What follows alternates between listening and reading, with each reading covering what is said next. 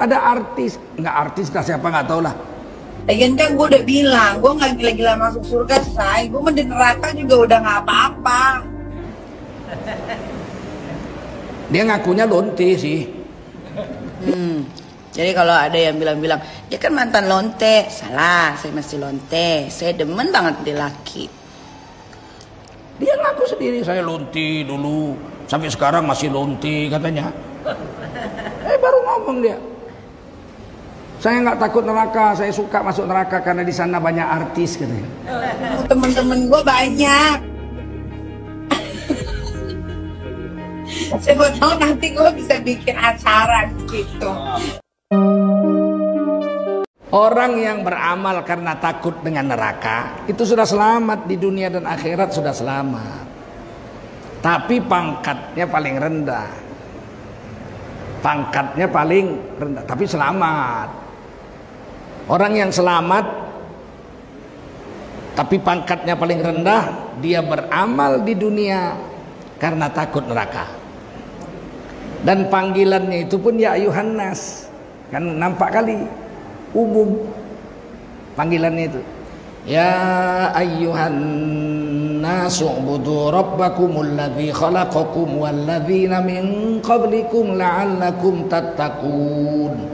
Hai kamu orang manusia, hai kamu manusia, sembahlah Tuhanmu yang telah menjadikan kamu dan menjadikan orang-orang sebelum kamu. Mudah-mudahan dengan menyembah Allah itu kamu berubah menjadi orang yang bertakwa. Itu ayatnya ya, Al-Baqarah 20. Sambungannya ke bawah terus. Alladzi ja'ala lakumul arda firasya was-samaa'a binaa'a. Itu ya terus ya. Allah jadikan langit sebagai atap, bumi sebagai hamparan dan seterusnya. Ke bawahnya apa? Fattaqun naral lati waquduhan nas wal hijarah uiddat lil kafirin. Oleh karena itu hai manusia yang di atas tadi, takutlah kamu kepada neraka yang bahan bakarnya adalah manusia dan batu, yang dijanjikan Allah khusus untuk orang-orang yang kafir. Nah, jadi itu perintahnya ya ayuhan nas, takut neraka. Kenapa kita harus takut neraka? Sebab pedih, panas, bahan bakarnya batu. Saya tuh belajar ilmu fisika dasar tuh SD. Dulu hebat orang dulu ya. Dulu SD aja udah bisa jadi kerani di kantor. Tulisannya udah cantik. Saya SD sudah menulis salinan ijazah saya sendiri dengan tangan saya. Saking cantiknya tulisan, halus kasar, kayak celup tuh, beliku-liku itu. Masih saya simpan sampai sekarang. Saya penulis ijazah. SMA saya penulis ijazah. 2000 perak satu lembar upahnya. Menulis ijazah satu lembar 2000 rupiah waktu itu. Wah banyak betul. Orang saya udah kawin aja, makan saya sehari dengan istri 1200. Selembar ijazah 2000. Kan bagus itu. Bagus nggak? Kalau kita beramal karena takut neraka, pantas. Karena neraka itu ngeri. Kalau bahan bakar neraka itu air cuma bisa menyerap panas 100 derajat Celcius. Lebih dari 100 derajat Celcius air berubah jadi uap, nggak mampu lagi nambah panas. Jadi kalau kita dibakar di neraka bahan bakarnya air cuma 100 derajat, itu aja udah hangus kita kok, betul? Tapi bahan bakar neraka bukan air.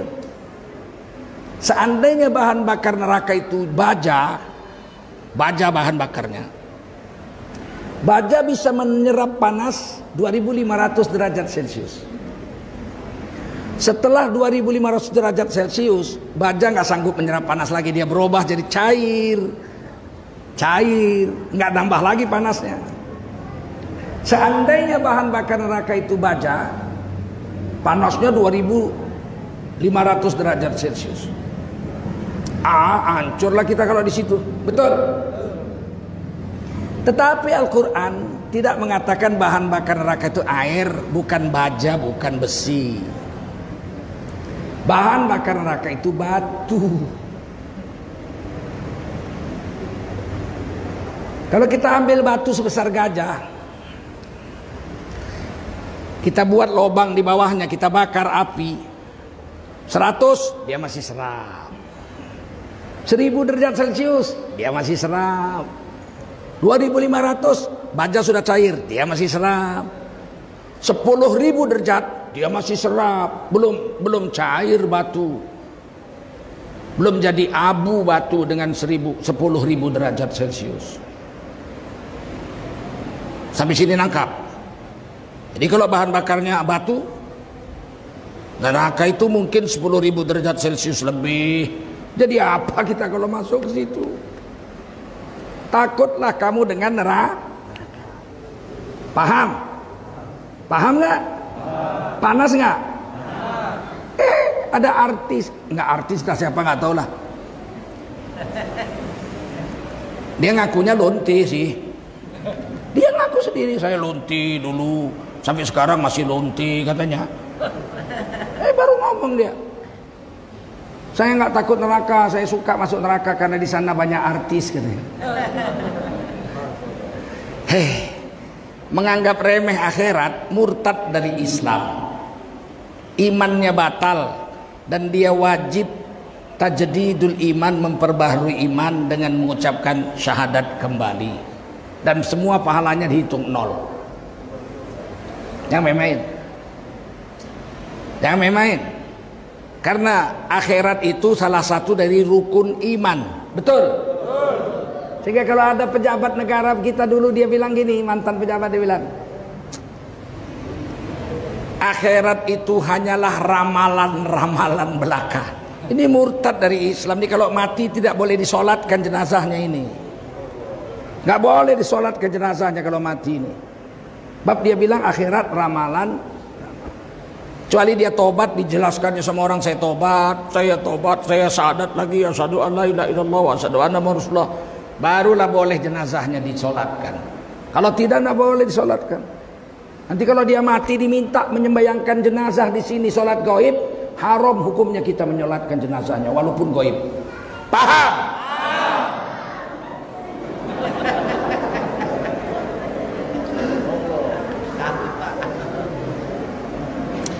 Kalau kita sholat ibadah menjauhi maksiat karena takut neraka, sholat saya takut neraka, saya sholat, saya puasa takut neraka, saya bayar zakat karena takut neraka, saya tidak berzina karena takut neraka, saya tidak berani berjudi karena takut neraka, saya tidak berani mencuri karena takut neraka, saya tidak berani berbohong karena takut neraka. Setahun, 2 tahun, 3 tahun, 4 tahun, 5 tahun, imannya naik, nafsunya turun.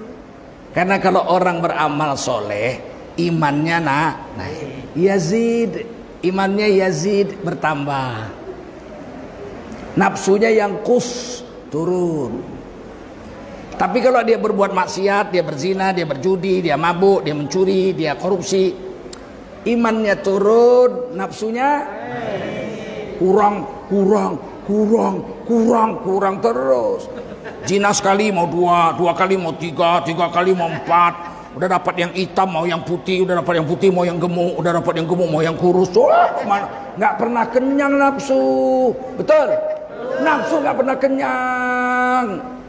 Kata Nabi, siapa yang mau memuaskan nafsu, dia akan kecewa. Karena nafsu semakin dibuat, semakin haus, seperti mereguk air laut. Hausnya nggak hilang, makin pahit, makin diminum, makin pahit. Jadi jangan coba-coba dengan maksiat itu. Coba sekali mau 2, 2 mau 3, 3 mau terus. Makanya kalau dosa-dosa besar hukumannya kejam. Mencuri potong tangan, berzina dirajam sampai mati. Kalau udah kawin, kalau belum kawin dicambuk 100 kali, usir dari kampung. Begitu. Mabuk dicambuk. Kenapa keras sekali hukumannya? Sebab dia memiliki candu. Maksiat itu candu. Sekali dibuat mau 2, mau 3, mau 4, mau 5. Makanya kalau istri selingkuh cerai terus. Kalau kita beramal karena takut neraka, Tidak mencuri karena takut neraka, nggak berzina karena takut neraka, naiklah iman kita. Mungkin 5, 6 tahun, 10 tahun iman kita naik. Kita tidak lagi takut neraka tapi berharap surga. Udah sholat awak 10 tahun, udah puasa 10 tahun, udah zikir 10 tahun, baca Quran 10 tahun, ya, nggak berjudi 10 tahun, nggak berzina 10 tahun, naik haji udah 10 tahun. Berharaplah awak surga. Udah berani pula lah minta surga, ya enggak? Udah berani. Dan itu ditulis di Quran surah As-Saff. Ini tingkat kedua, beramal karena mengharap surga. Panggilannya sudah ya ayyuhalladzina amanu. Bukan dipanggil ya ayyuhan nas. Lihat surah As-Saff. Ya ayyuhalladzina amanu, hai kamu yang beriman, jinkah manusiakah tak peduli. Hal adullukum ala tijarah, maukah engkau kutunjukkan, kata Allah, sebuah bisnis. Tijarah, sebuah perniagaan. Maukah engkau kutunjukkan sebuah perniagaan, kata Allah. Allah mengajak kita berbisnis. Allah mengajak kita berniaga. Tunjikum min azabin alim, yang mana perdagangan engkau dengan aku ini, kata Allah, menyelamatkan kamu dari azab yang pedih dari neraka. Udah aman, neraka sudah aman. Nah, kalau kita berbisnis sama Allah, neraka sudah aman. Tu'minuna billah wa rasulih. Modal dasar untuk dagang sama Allah ada modal. Kalau dagang ada modal. Kalau berdagang ada modalnya apa? Yakinlah kamu dengan Allah dan Rasulnya. Nah itu. Yakin. Yang beri rezeki Allah, yang menghidupkan Allah. Allah maha melihat, Allah maha mendengar, Allah maha adil. Tidak bisa dusta sama Allah. Jeritan batinmu didengar Allah. Oh, itu yakin itu. Itu beriman itu. Manusia hanya bisa mendengar sesuatu yang bersuara, berbunyi. Betul? Jeritan batin tidak berbunyi. Siapa yang bisa mendengar jeritan batin? Ada yang bisa dengar. Allah mendengarnya. Itu hebatnya itu. Jeritan batin gak berbunyi, Allah dengar. Innahu huwas samiul basir. Allah maha mendengar. Yang berbunyi maupun yang tidak berbunyi pun Allah dengar. Wa'lamu ma tubdun wa ma kuntum taktumun. Aku ini, kata Allah, sangat mengetahui, paling mengetahui apa yang kau ucap, apa yang kau sembunyikan di batinmu, aku tahu dan aku dengar, kata Allah. Itu harus diyakini, itu modal dagang sama Allah itu. Kalau masih menganggap nggak ada orang kita berbuat dosa, Allah nggak ada yang tahu, belum cukup modal untuk dagang sama Allah. Takut neraka aja dulu, nggak usah dagang sama Allah, ketinggian. Tahu diuntung kita, tahu diuntung. P.Ramlee pernah nulis lagu Jeritan Batin. Dengar, oh jeritan batinku. Siapa yang dengar? Memekik-mekik. Siapa yang dengar? Hanya Allah yang dengar. Betul?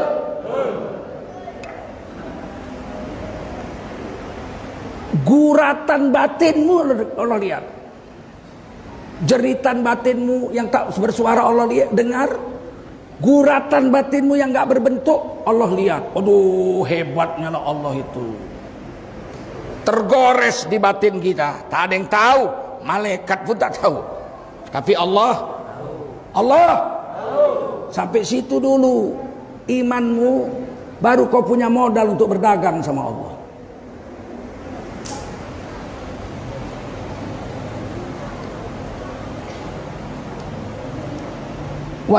Apa kerjanya? Modalnya yakin sama Allah sama Rasul. Pekerjaannya, dagangnya itu kerja dalam bidang apa? Wa tujahiduna fi sabilillahi bi amwalikum wa anfusikum. Belalah agamamu mati-matian dengan bermujahadah, pakai hartamu dan dirimu sendiri. Karena banyak juga orang membela agama tapi pakai duit orang. Pakai duit orang. Diketuknya rumah orang satu-satu. Tok, tok. Hantar proposal. Saya mau buat panti asuhan. Muridnya anak-anak panti asuhan saya 100 orang. Bapak nyumbang berapa? Bapak nyumbang berapa? Pakai duit orang. Dia makan pula dari duit sumbangan itu. Dia memang bela agama tapi pakai duit. Kata Allah, kalau kau mau berdagang sama aku, kau bela agama pakai duitmu sendiri. Wa anfusikum, pakai dirimu sendiri. Ada juga orang bela agama pakai duitnya, pakai hartanya, tapi nggak pakai dirinya. Ini anak-anak kampung kita ini nggak ada yang mengaji, Pak. Terus maksud kita mau bikin madrasah lah biar anak-anak sini ini bisa mengaji sore pulang sekolah. Dipanggil lah nanti guru yang bagus mengajarkan Quran, mengajarkan ilmu-ilmu syariat agama kita. Oh ya, terus gimana? Ya perlulah kita membuat madrasahnya itu, dibelilah tanah. Oh ya, ini duit. Nggak usah datang orang sini pusing Pak. Lain kali kalau ada apa-apa udah tinggal telepon aja atau SMS nanti saya kirim lewat bank. Nggak usah datang-datang, repot. Saya ini punya kapal 10 tahu. Ngurus kapal gua aja 1 hari, kalau bisa 50 jam sehari, masih kurang waktunya. Tapi dia mau nyumbang. Tapi diriku jangan bawa-bawa. Ada yang begitu. Kalau bisa kata Allah, hartamu dan dirimu urus agama ini. Zalikum khairul lakum in kuntum ta'lamun. Itu lebih baik kalau kau mengetahui. Sampai sini paham? Apa aja yang keperluan agama bela. Punya HP pakai HP. Ada orang menghina agama balas, SMS balas, WhatsApp balas. Ikuti akun-akun sosial ulama-ulama kita. Twitter ulama kita, Facebook ulama kita, YouTube ulama kita, ceramah-ceramahnya dengar. Ini memalukan bangsa Indonesia ini. 230 juta orang Indonesia Islam yang pakai handphone di Indonesia ini 150 juta orang. Giliran YouTube akun ulama pengikut pembacanya 10.000, yang nonton 5.000. Begitu akun pelacur 2 juta, 5 juta. Ini bangsa apa ini bangsa ini?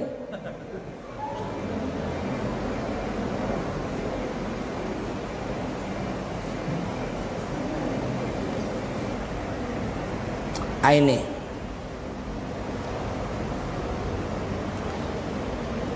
kalau kita terus-terusan beramal mengharap surga, ini caranya begini. Yang namanya dagang itu untung rugi. Setuju?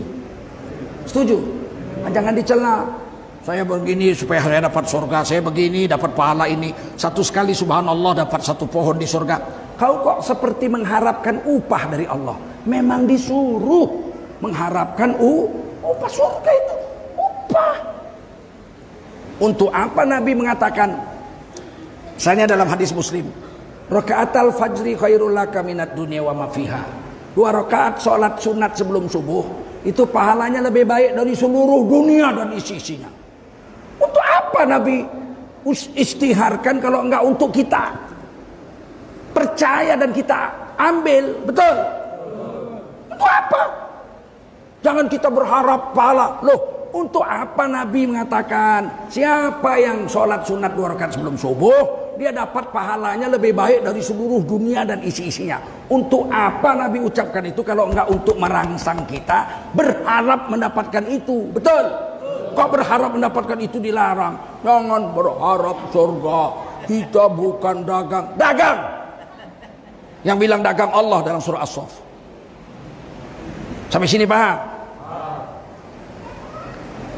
Yang namanya dagang untung rugi. Baca Quran yuk. Ayo untung 1 huruf 10 pahala. Mudah-mudahan masuk surga.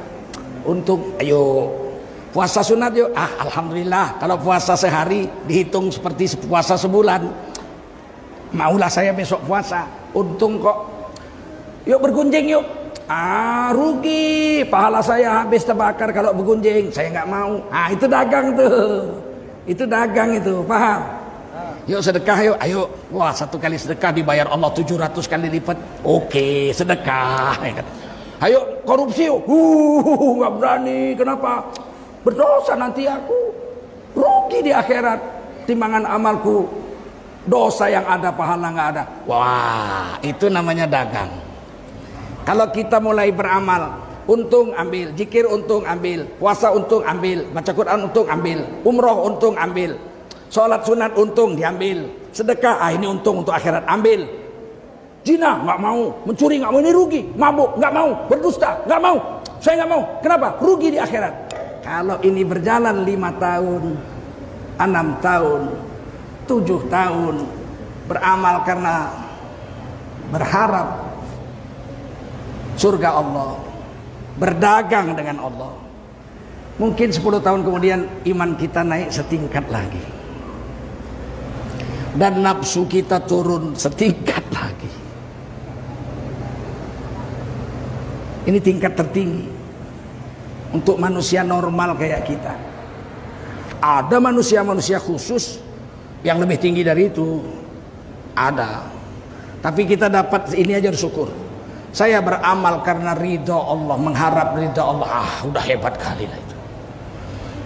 Orang yang sudah sampai imannya mengharap ridha Allah, dia sudah tidak takut neraka lagi, sudah tidak berharap surga lagi. Tapi tingkat orangnya itu yang memiliki nafsu, tingkat nafsunya itu mutmainnah, nafsu yang rendah.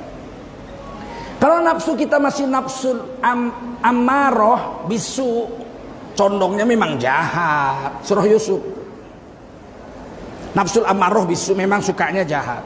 Joget yuk, ayo. Zina yuk, ayo. Itu nafsul ammaroh.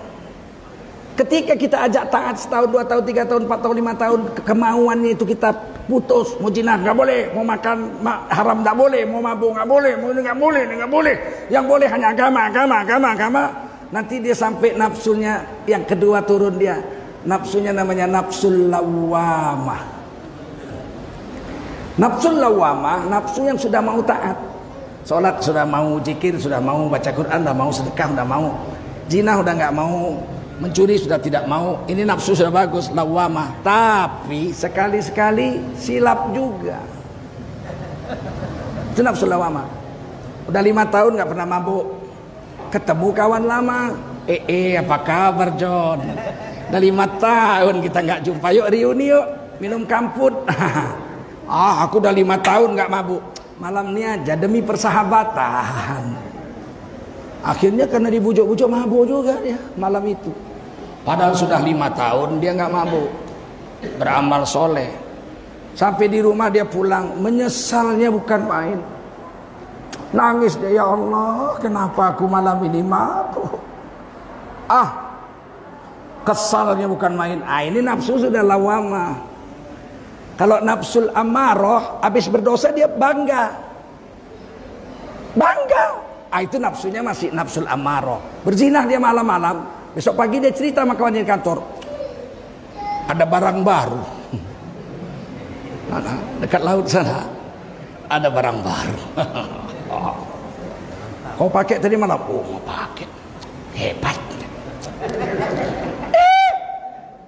Baru berzina bangga. Ini nafsul amaro. Sedikit pun tak ada malunya. Kalau lawama sudah malu. Aduh, kenapa aku begini malam tadi, ya Allah, ampunkanlah dosaku. Ini sudah lumayan. Kalau nafsul lawamah itu, orang beriman itu dipaksa terus beramal soleh, nanti dia turun lagi satu tingkat lagi, namanya nafsul mutmainnah. Nafsul mutmainnah itu nafsu yang sudah sejahtera, tenang, tak suka lagi selain agama, dia tak suka lagi. Jangan kalian pikir aku udah sampai sini ya, belum. Kita sama-sama berjuang untuk ke situ, betul. Kalau nafsul mutmainnah itu zikir yuk, senang, lezat kali dirasanya zikir itu. Bisa 2 jam dia zikir. Saya pernah jumpa orang zikir dari habis isya sampai subuh, duduk di mihrab itu di Thailand. Saya lihat, namanya Ustadz Mahmud. Saya baru-baru nikah itu tahun berapa ya, 90. Dia zikir, habis isya dia zikir. Air matanya yang bercucuran. Dimatikan lampu gelap dia. Sampai azan subuh baru dia bangun. Lezatnya dia berzikir, ya Allah. Mana bisa kalau nafsulnya masih nafsul yang bejat, nafsul amarah. Zikir 33 kali aja nguapnya 17 kali. Mana bisa.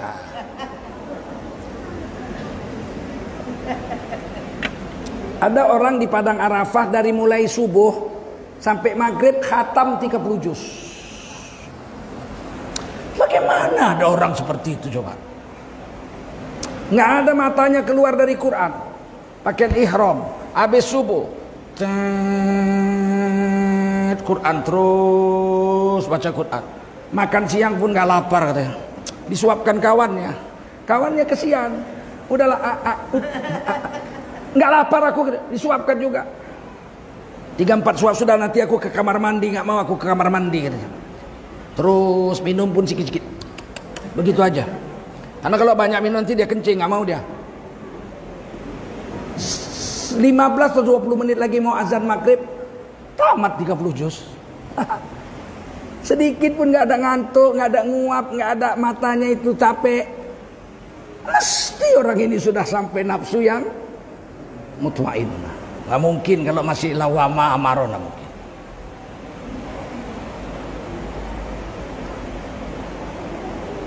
Kata guru saya nafsul mutmainnah itu.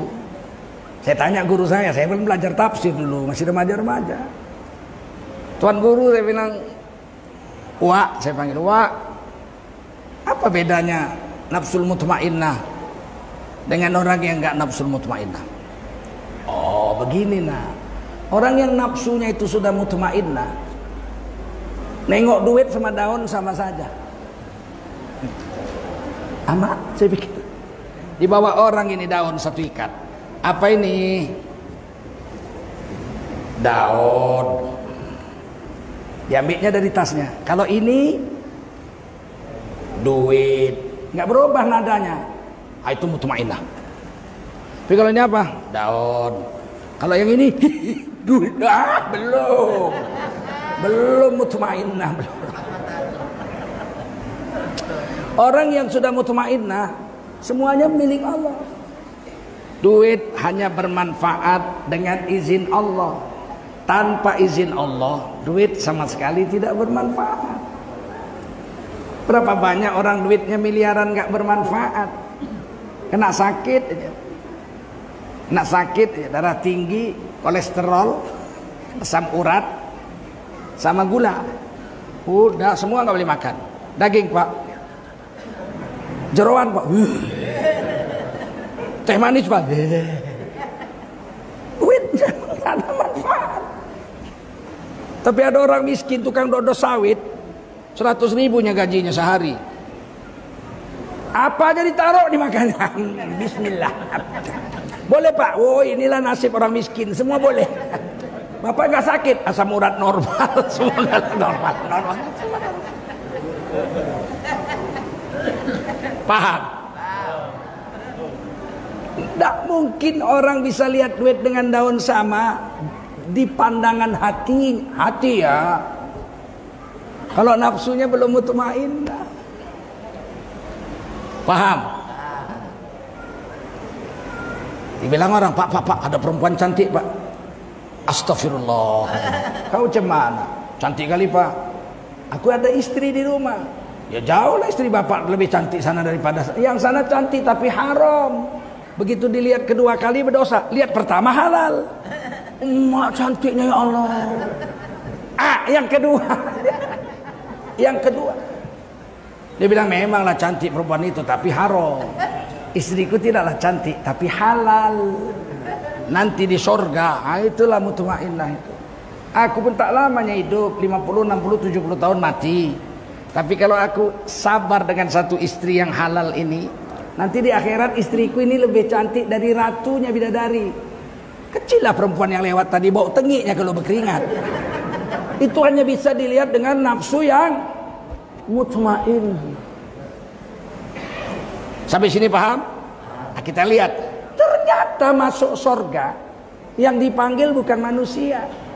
Saya udah berapa kali khatam Quran lah, belum pernah saya dengar atau saya baca di Quran ada bunyinya, ya ayuhan nas udkhulul jannah, hei manusia masuklah kau ke surga. Nggak ada ayatnya, nggak ada. Tidak ada dapat ayat Quran orang beriman dipanggil masuk surga, nggak ada. Ya ayyuhalladzina amanu udkhulul jannah. Hei kamu orang beriman, masuklah kalian ke surga. Nggak ada. Terus siapa yang dipanggil masuk surga? Nafsu. Allahu Akbar. Yang dipanggil masuk surga nafsu. Ya ayyatuhan nafsul mutmainnah turji'i ila rabbiki radiyatan mardiyah fadkhuli fi ibadi wadkhuli jannati.